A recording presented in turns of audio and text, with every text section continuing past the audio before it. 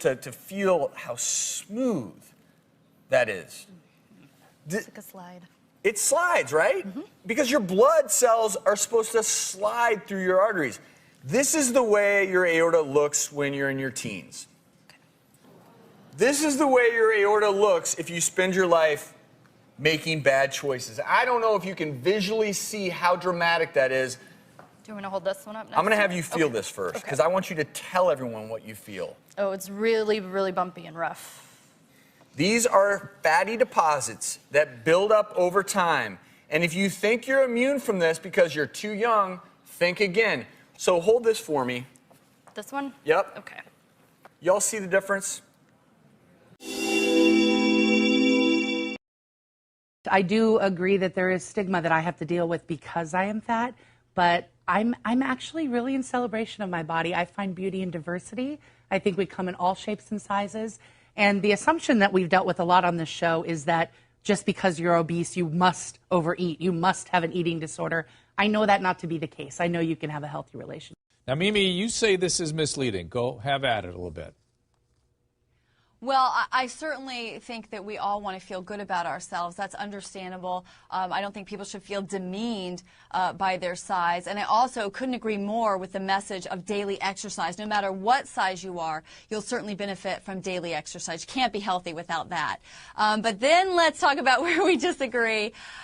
Look, if you want to feel good about yourself, it's impossible to feel good about yourself when you're doing something that's self-destructive. Also, self-destructive behaviors that result in damage or debilitation or even disfigurement to the body, that's never going to be perceived as beautiful. The thing is that I think that the HAES approach, the health at every size approach, has been documented to work.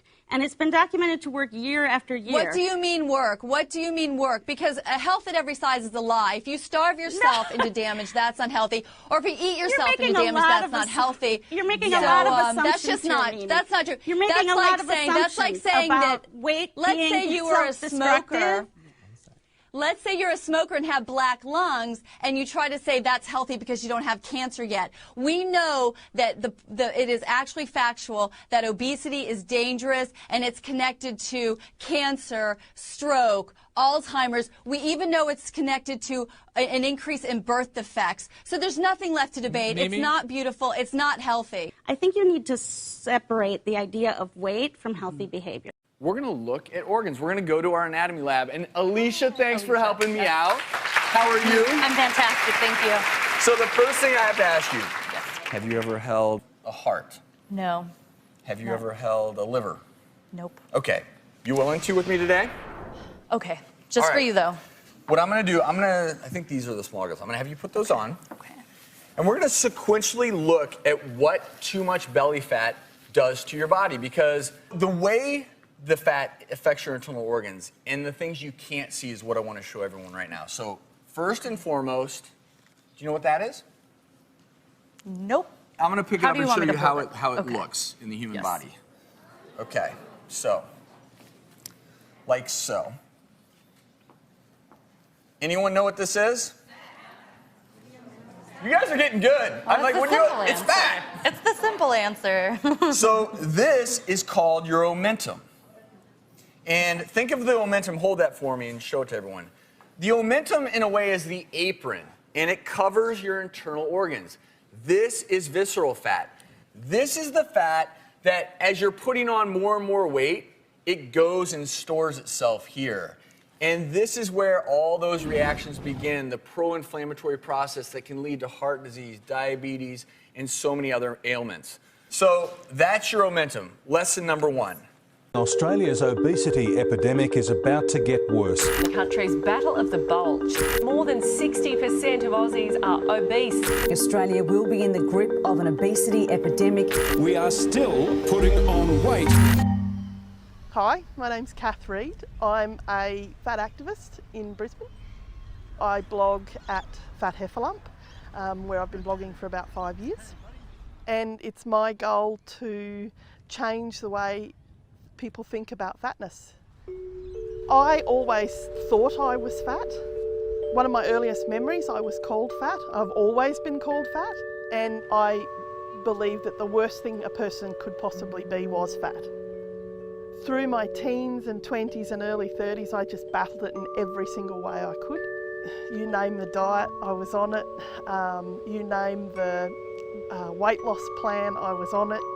I believed that I couldn't do anything in life that was good until I was thin. I couldn't have any form of success, couldn't have a good job, couldn't have a loving relationship, couldn't be happy in any way.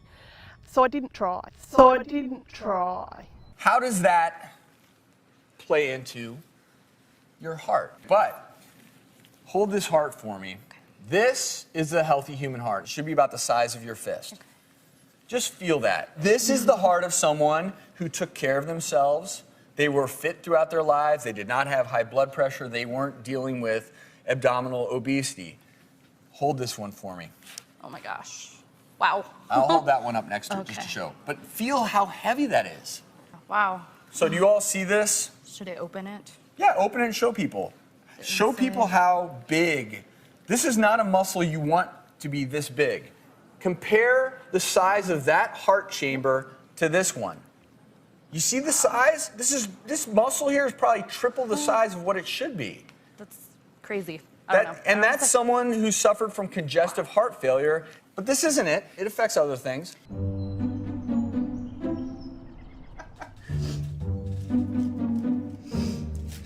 I haven't always been fat. I was actually a regular sized little girl, and when I was 17 I was actually diagnosed with type 1 diabetes. Since then, taking insulin and treating my diabetes regularly, I slowly became fatter and fatter. When I began to gain weight, I was a little worried, my mother was a little worried, but as time went on, I became okay with being fat. Fat acceptance is the radical notion that fat people are human beings and deserve respect. I discovered fat acceptance probably about 6 years ago. I think it was on Twitter that somebody must have retweeted an article.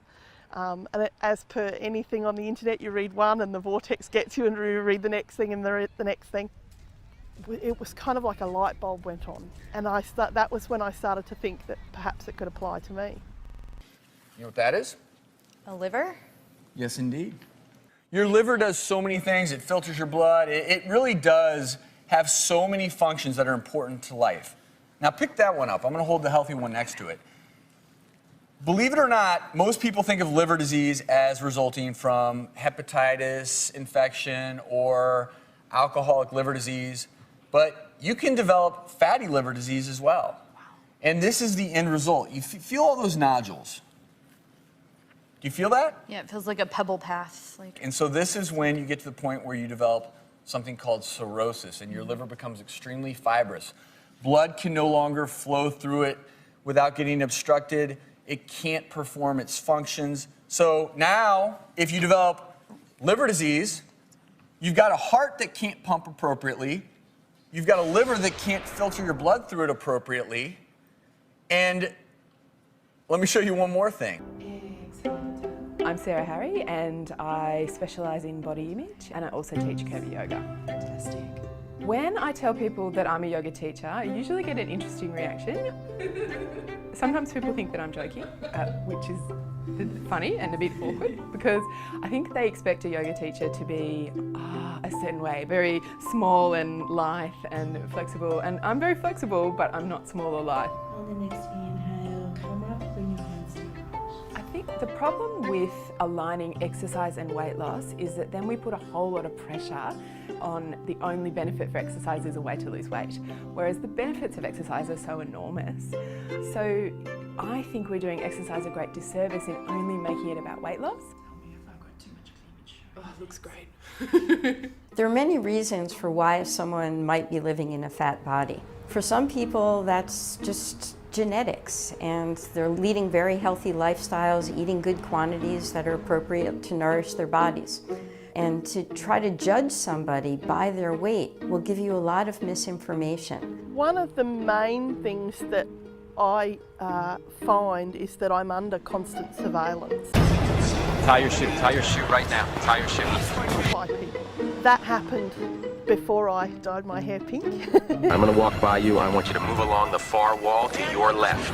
In 4, 3, 2, 1, stand. Dark colours, not wear anything that was visible. It was before I had tattoos, and people would kind of, even then, still sort of make a comment about the fatty, you know. People judge me for my weight all the time.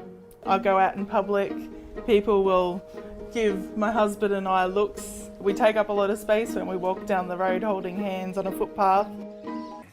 Okay. Even getting blood to your liver can be difficult because I'm going to show you what happens in your aorta. This, everyone, is an aorta that has been opened up, okay? So think of the aorta is usually obviously closed, like so, right? And then we just opened it up. Everyone see at home and in the audience how smooth that is? I want you, Alicia, to feel how smooth that is. It's like a slide. It slides, right? Because your blood cells are supposed to slide through your arteries. This is the way your aorta looks when you're in your teens.